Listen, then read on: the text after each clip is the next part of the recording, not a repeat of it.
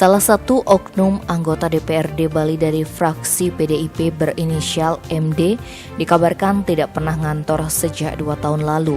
Pasalnya yang bersangkutan diduga terjerat kasus penggelapan mobil.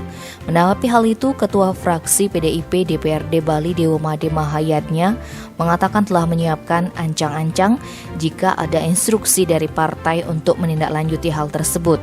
Meski kasus tersebut merupakan kasus pribadi, namun sangat berdampak terhadap instansi maupun partai.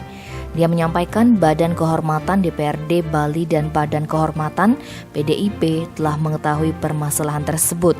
Untuk diketahui, MD merupakan salah satu kader PDIP dan sebagai anggota DPRD Bali.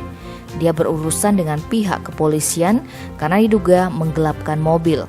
Meski masih berstatus sebagai saksi, namun dia sempat mangkir sebanyak 2 kali saat dipanggil oleh pihak yang berwenang. Tim Bali Express melaporkan.